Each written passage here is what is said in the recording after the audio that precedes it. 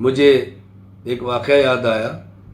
ہم سلم العلوم پڑھا کرتے تھے تو ہمارے استاذ تھے، انہوں نے ہمیں ایک واقعہ سنایا. سید نذیر شاہ صاحب دامت برکاتہم، فرمایا کہ ایک بوڑھی عورت جنگل میں چرخہ کاٹ رہی تھی.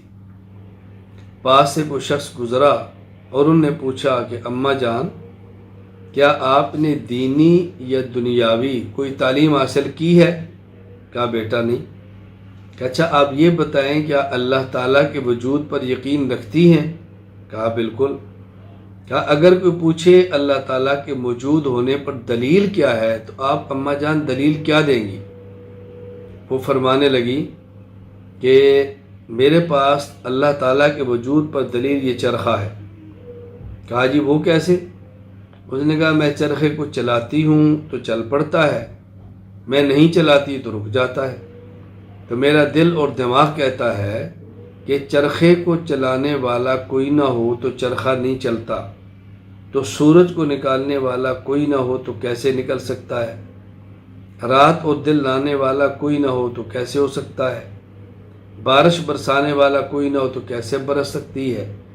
ہوا چلانے والا کوئی نہ ہو تو ہوا کیسے چل سکتی ہے؟ مجھے میرا چرخہ بتا رہا ہے کہ اللہ تعالیٰ موجود ہے. پوچھا اللہ تعالیٰ کتنے ہیں؟ بڑھیا فرمانے لگی ایک. کیا ایک اللہ کے وجود پر دلیل کیا ایک ہے، زائد نہیں؟ کیا یہ میرا چرخہ؟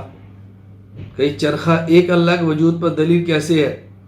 فرمانے لگی میں جوان ہوئی، میرا نکاح ہوا، اماں نے مجھے چرخہ دیا، میں بوڑھی ہو گئی، بال سفید ہو گئے، چرخہ بھی ٹھیک ہے. مجھے اس سے پتہ چلا کہ اللہ ایک ہے. کیوں؟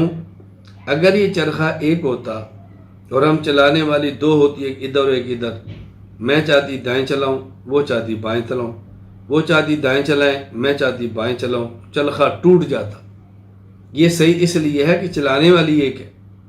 تو میں بچپن سے جوانی، جوانی سے بڑھاپا دیکھ رہی ہوں، سورج ایک ہی جگہ سے نکلتا ہے، ایک ہی طرف سے نکلتا ہے، ایک ہی سمت سے نکلتا ہے، تو مجھے لگتا ہے کہ نکالنے والا ایک ہے. اگر دو ہوتے تو کبھی ادھر سے کبھی ادھر سے، تو ایک لڑائی ہوتی، جھگڑا ہوتا، سورج کا نظام برباد ہو جاتا.